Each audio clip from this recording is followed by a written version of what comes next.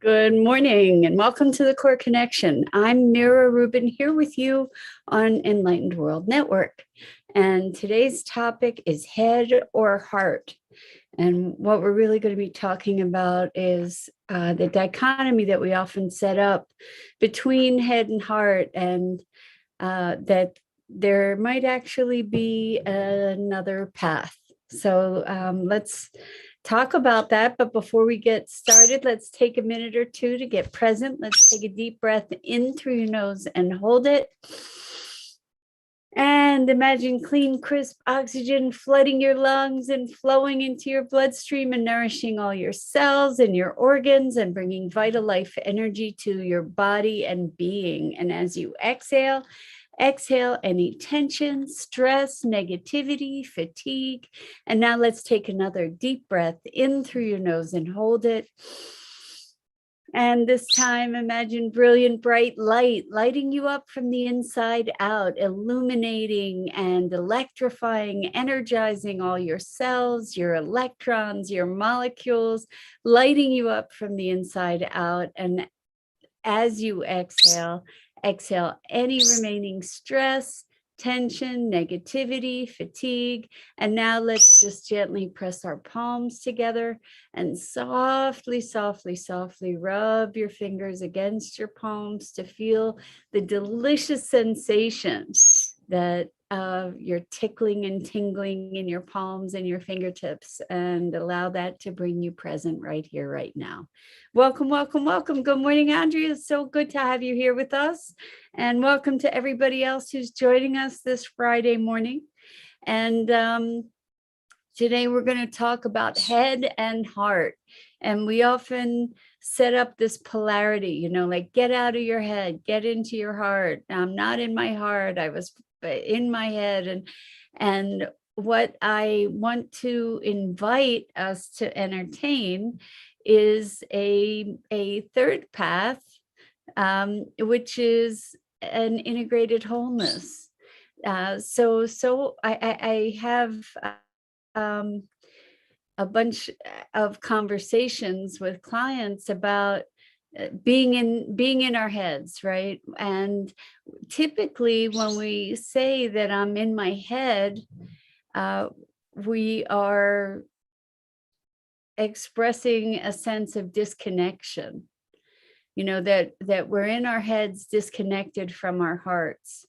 And when we talk about being in our heart or being heart-centered, we don't necessarily correlate that with logic and reason and academic kind of thought. Good morning, Rosalind. So good you're here with us. Great to have you with us. So in a conversation with a client, I said, I think there's a space to look at, instead of this dichotomy between being in your head or being in your heart, how about being in alignment? How about being connected? We often think of being in our heart as being connected, but it doesn't mean that our head is disengaged. This kind of revelation came about as a result of just this conversation saying, hey, you know what, when I'm doing spreadsheet stuff, it doesn't mean that I'm disconnected from my heart. I'm still present to my heart. I'm not polarizing myself and my experience. I'm still there. And I think that what we get to do is to create a unification of head and heart and wholeness, which is even beyond the head or the heart in its isolation. And I think that this is kind of aligned with our other ongoing theme of building bridges and being able to hold polarities, to be able to hold the contradiction, to be a large enough space and presence to encompass the spectrum of experience. Good morning, Dennis and Tammy. Great to have you guys here with us. So we're talking about head and heart and how we make this separation in our minds.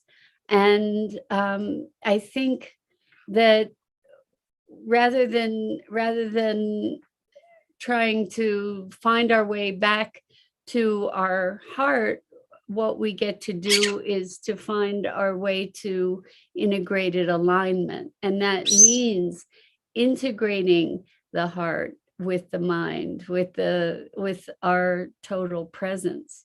And I understand why. Good morning, Susan. So good to have you here with us. I understand why people talk about, get out of your head, get into your heart, because we have been so conditioned culturally to be these disconnected heads.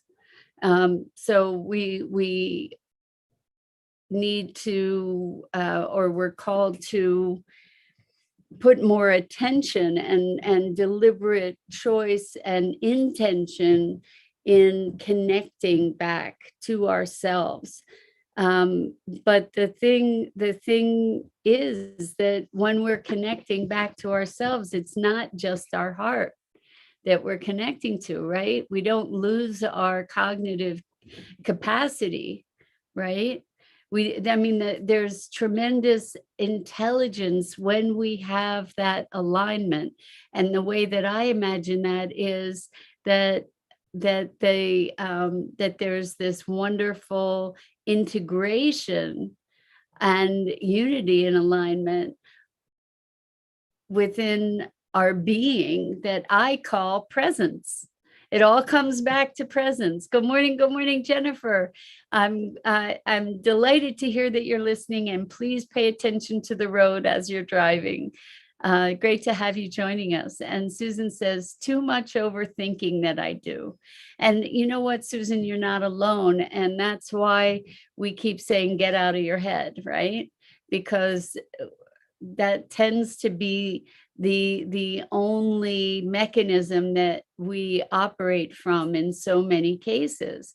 And part of when we are so cerebral, when we are so mentally focused, one of the ways that we can come back to balance is to start to connect with our heart. And as we do so, allow an interplay, allow an exchange of information. So Susan says, too much overthinking out of worry. So we get to talk about worry. What is worry? Worry is negative expectation projected forward. That's all it is. It's negative imagination projected forward, thinking about all the terrible things that could happen, or even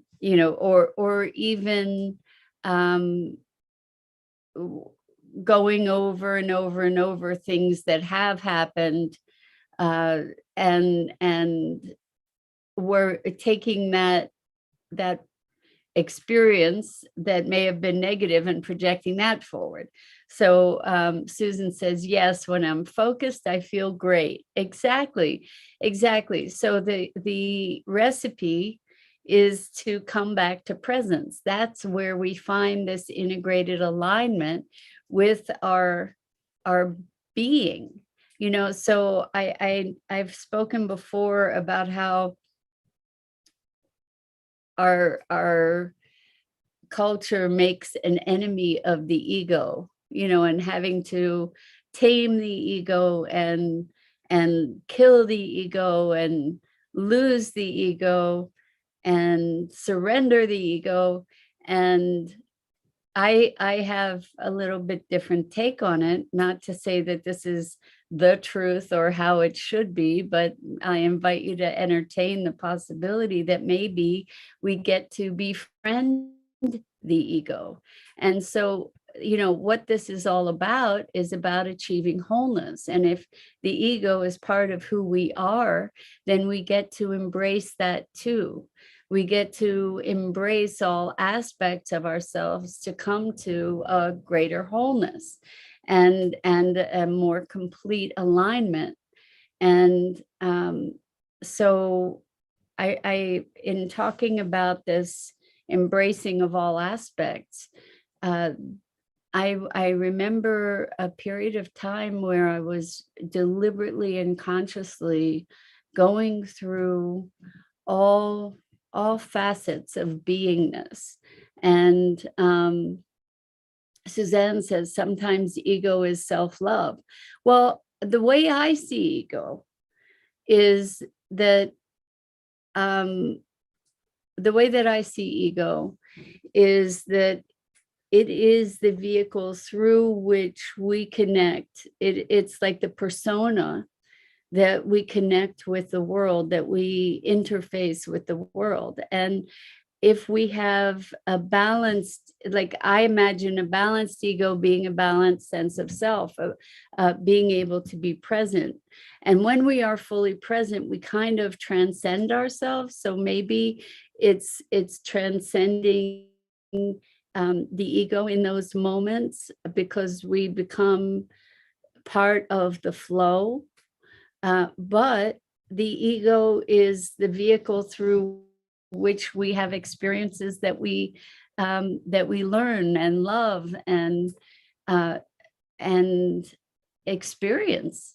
So Susan says, by the way, not by accident, I'm present here with you now. Thank you. I love it. I love it. No accident. So I just find that when we create these separations within ourselves, whether it's ego or head, heart, my inner child, like these constructs can be very helpful as a vehicle to greater awareness. And ultimately, what we're aiming for, at least the way that it looks to me, that what we're aiming for is this presence, this alignment with our inner intelligence and our inner directive, our inner inspiration, our soul song. And that encompasses all of it. So I was starting to say that some time ago, I remember being in an exercise where I was allowing myself to experience being all things, being all aspects of humanity. And if you're familiar with the Ho'oponopono prayer, it goes this way: I'm sorry, please forgive me, I love you, thank you. And this prayer it has some lore behind it, and I don't know if it's a true story or not a true story, or if I'm even going to portray the story accurately. But essentially, it was about this man who was I think he was a psychologist or he was a psychiatrist at an institution for the criminally insane, I believe. And he never saw, according to the story, as I recall it, he never saw a single patient. He had all their files, and he sat with their files, and he saw what their crimes were. And the premise here is that I am you and you are me, that the world emanates from each of us, that we are the creators of the world, essentially. And so what happened was he would sit with these files and he would presence himself to this other person as an extension of himself, as a creation of himself. And he said, I'm sorry, I'm sorry for the circumstance and for the conditions that created this dynamic for you in your life and for everyone who was part of this dynamic. I'm sorry. Please forgive me. Forgive me for creating the possibility in the world for this pain, this suffering, this whole circumstance, this whole dynamic. I'm sorry. Please forgive me. I love you. In other words, I accept you fully and completely. Thank you. Gratitude. Gratitude for the opportunity to presence ourselves to that dimension of experience, that dimension of connection, that awareness. And so this is a profound, profound meditation, particularly when you allow yourself to connect. And so as the story goes, eventually the whole institution was cleared, that all these people recovered and were healed. And so this prayer, whenever we have an altercation with another, this prayer enables us to build a bridge. We keep talking about bridges, but it enables us to build a bridge of connection, forgiveness, acceptance, gratitude, appreciation. And this is something that we can do with ourselves as well. So we can use these constructs, as I said earlier, like of our child self, or the wounded child, or our self at any different age, the people that have caused us pain, or that we have been in a dance with, where we've experienced pain and suffering. We can do this practice for parts of ourselves, for other people. And here Susan asks, can you send this prayer to me on Messenger? So beautiful. So I will repeat it. It's called Ho'oponopono, H-O'-Oponopono, I think. And it's very, very simple. I'm sorry. Please forgive me. I love you. Thank you. And you'll hear different ways of saying it, like different, maybe sometimes people do it in a different order, but that's the basic of it. So I'm sorry. Please forgive me. I love you. Thank you. And that's awesome. Jennifer has it on a sticky note in the kitchen, on a kitchen cabinet. That's awesome, Jennifer. It's really profoundly, profoundly powerful when you presence yourself to the connection that we are.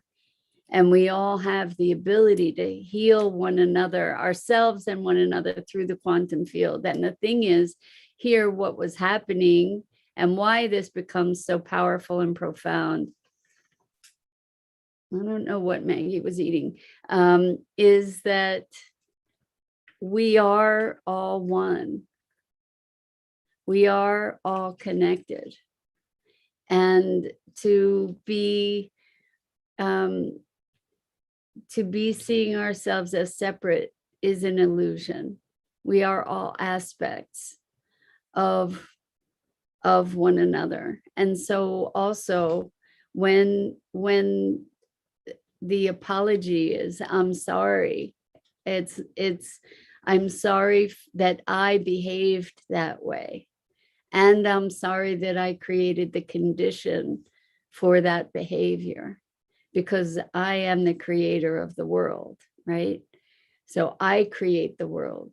And if I take responsibility and create forgiveness and appreciation and gratitude and love, then the healing occurs. And we can do this with ourselves. So when we talk about the dichotomy between head and heart, and when I'm disconnected, I'm capable of doing all kinds of heinous things, behaving in all kinds of ways that I would not prefer to behave. And we can do Ho'oponopono for ourselves in that situation. And so the idea here is to find unity within ourselves and with one another. And in like that, maybe this is something that we can do with our system right now. Maybe we can look at the polarities and the fear and the pervasiveness and the polarities in our culture right now. And maybe we can just take a moment to do Ho'oponopono with that, to look at all the factionalism that's occurring right now, all the fear, all the control, all the disruption. Maybe we can just say, I'm sorry, like this is a reflection of me. I'm sorry. Please forgive me. Please forgive me. I love you. And this is loving all of us, loving all of ourselves and all of the expressions of ourselves in the world. I love you. Thank you. Thank you for showing myself to me. Thank you for being willing to be a mirror in this way so that I can see myself more fully. Powerful, powerful, powerful, right? It is a radical shift of perspective. I agree. Susan says this is life-changing. It is. If we can presence ourselves to it, the I'm sorry is not with guilt and shame. It's taking ownership. It's taking ownership and really presencing ourselves to the pain that has been perpetrated by whatever that behavior might be, or that thought pattern. And please forgive me. And who are we asking forgiveness of? Ourselves, ultimately, because it's all of us. It's all us. If the world is our projection, like I'm sorry for creating this kind of crazy projection. And Jennifer says, Ho'oponopono always brings me back to the oneness of everything. And what we put out is what we see in the world. I'm sorry. Please forgive me. Thank you. I love you. Yes. Susan says, deeply grateful. It does. This is a really, really, really powerful practice. And I think this week we've spoken a lot about external influence and disruption and systems. And today is a remembering that we have this tool at our disposal and that we can create miracles with it. And so let's do that. Let's do that. It's so powerful. I remember this was amazing. I think it was a couple years ago now. It was definitely more, it was at least 5 years ago, come to think of it. I was sitting on my stoop and I'm on a main street and there was a woman walking by and she was sort of hunched and I don't know, she was dressed in sort of winter clothes and walking very slowly. And I was sitting there and I was present, like in Ho'oponopono land, in the oneness, like seeing that the world was my projection. And just in that moment, I was emanating love. And I saw this woman and I saw her as me. And she stopped. She was hunched. She was walking by. She stopped. She turned directly to me and she said, "I love you." And then she continued walking and I was blown away. It was like an apparition. It was, and I've seen her since. And every time I see her, it's just like magic. But yeah, it was a very, very, very magical and powerful moment. And that's who we are. So Susan says, Abraham says, a cooperating component. Exactly. Or a reflection. How much more immediate a reflection can you get of your power for creation in the world than something like that? It's really quite remarkable. We are really quite remarkable. We have unbounded capabilities that we are completely unaware of. And let's tap that power.